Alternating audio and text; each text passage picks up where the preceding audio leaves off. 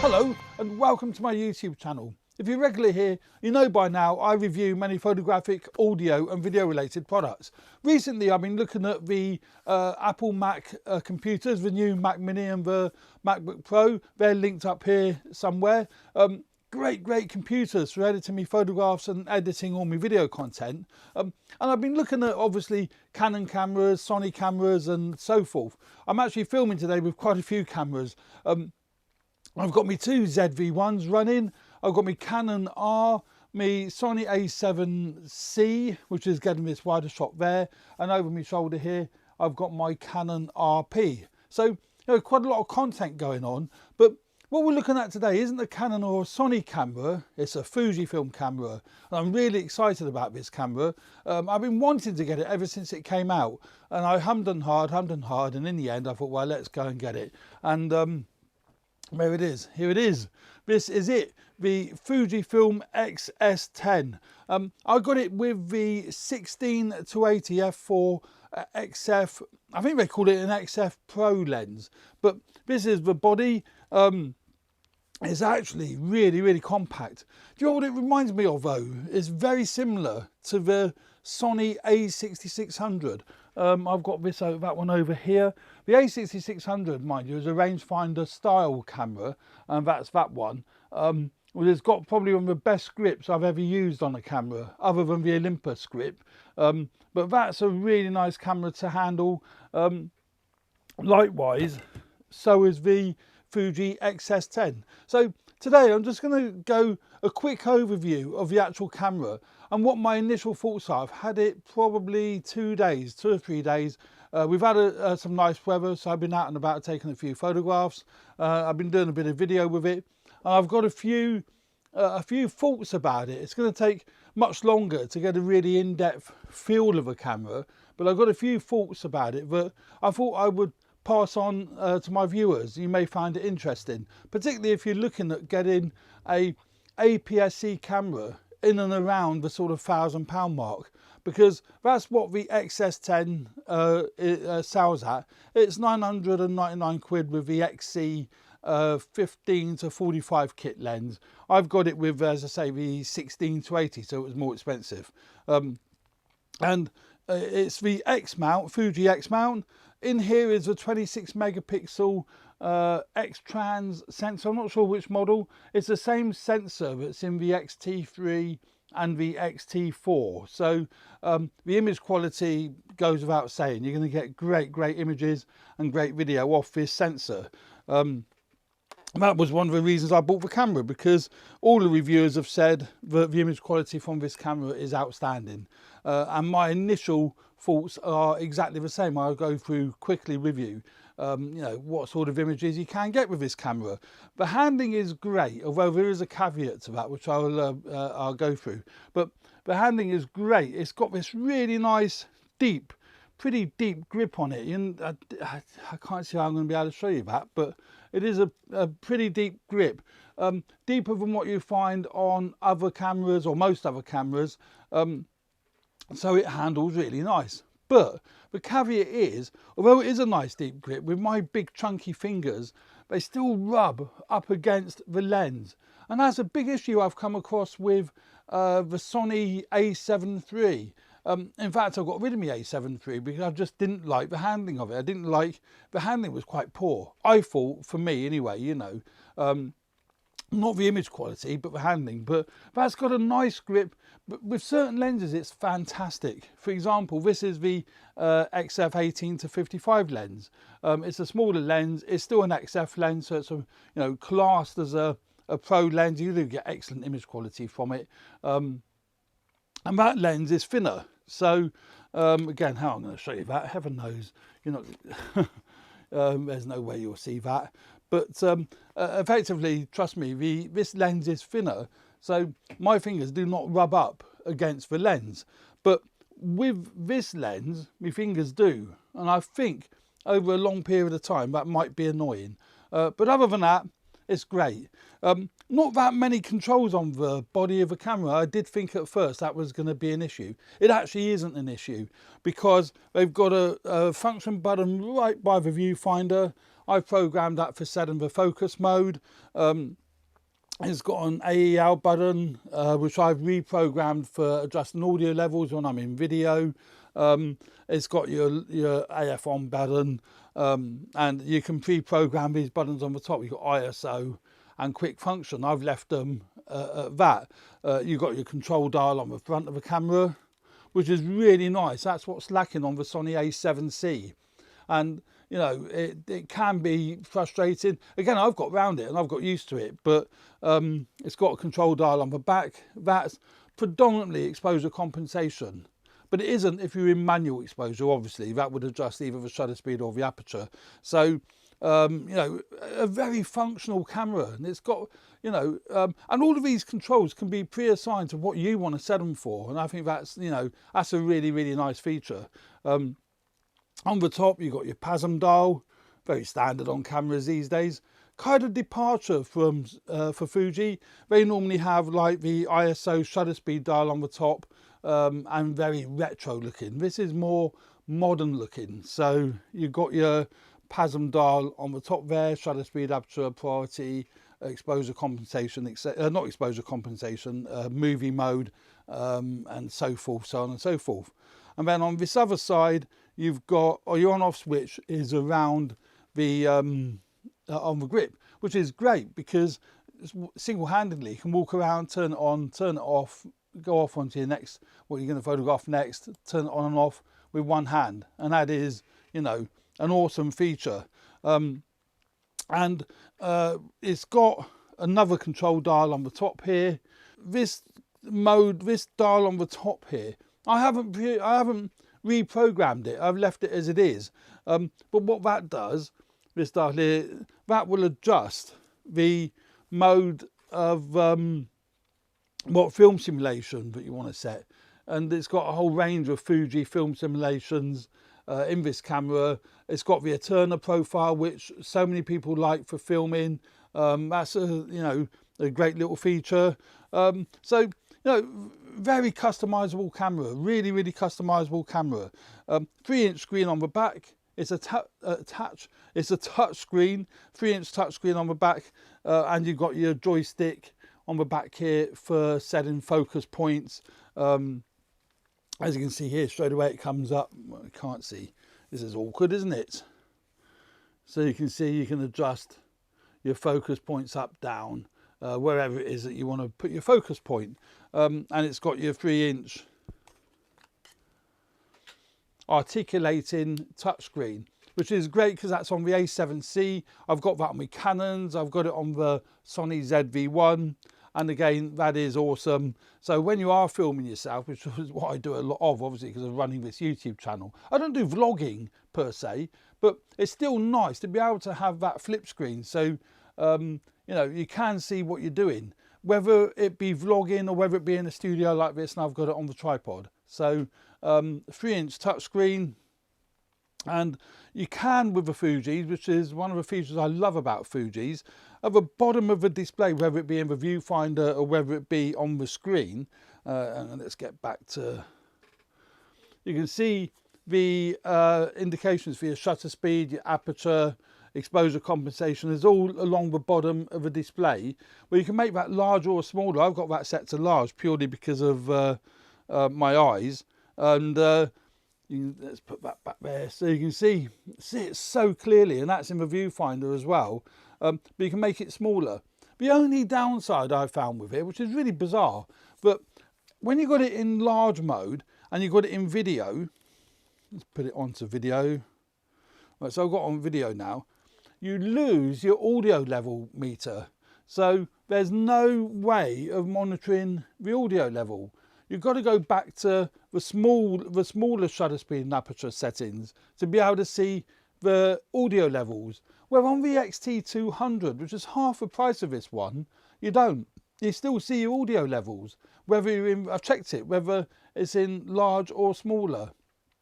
And that's frustrating. It's not a deal breaker to the usability of a camera, but it is a little bit annoying, to say the least. But you know, that's basically the handling of it. Now, I really do like the handling of this camera. As I say, although my fingers do rub up against this lens a wee bit. With the 18-55, and I'm sure many of the other lenses it won't. I'm quite happy about that. It takes the same battery as pretty much every other Fuji, and again, there is a downside in one respect, but the battery, you know, doesn't last very long. It's quite a short life battery. It's a W126S battery that this camera takes, which is the same as the XT200. Oh, I won't rattle them all off. They all pretty much take the same battery. But the plus side is, you're bound to have, if you're a Fuji user, you're bound to have plenty of 126 batteries knocking around.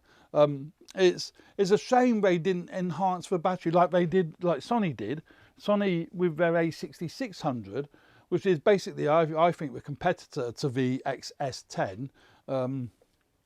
It's not good to put it on my lap, is it? The Sony A6600 takes their new Z-type battery, which is phenomenal. That just goes on and on and on. Hardly ever have to charge that up. I will do a comparison between the A6600 and the XS10 at some point soon, because I genuinely do think that these are competing with each other in the same marketplace. So I think it's worth doing a comparison for you guys and girls to see, you know, between those two cameras. But we are now talking about the XS10. So stills, the images you get off it are going to be almost identical to what you get from the XT3 and the XT4.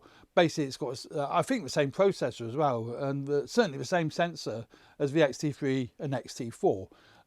This camera, unlike the XT3 and the XT200, has got in-body image stabilization, and I tell you what, it works a treat, and I'll show you. It works an absolute treat.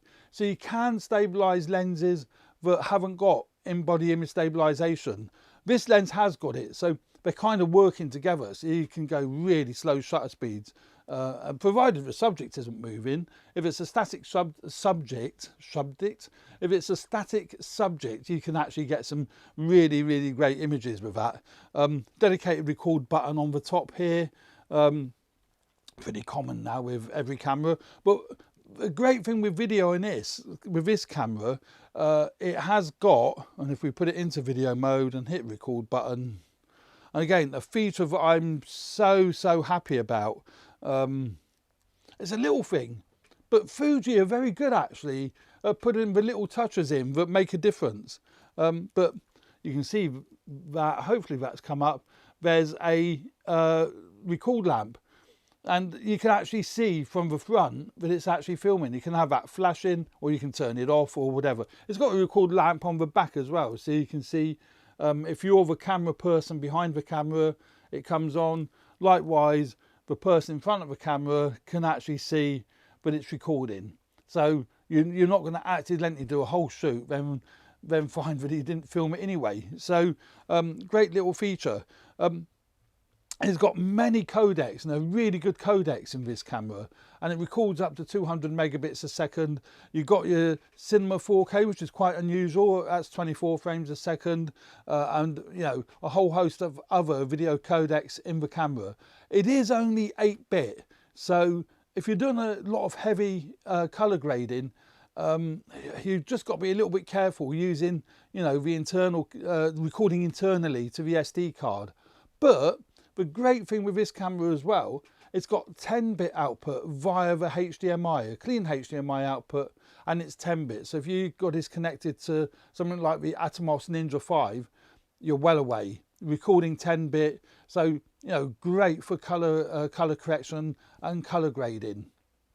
Also, it's got F-log, which is Fuji's log profile. It's obviously very similar to Sony's S-log, Canon C-log, etc, etc, and you know, Panasonic V-log and what have you. So it's a much flatter profile, but it's great for dynamic range. So you can pull up, you can get detail in the shadows, and you can pull down the highlights so they're not blowing out, you know, not clipping effectively. So that's pretty much the camera overall. I do, as I say, I do like its design. The autofocus is great, as all modern cameras are.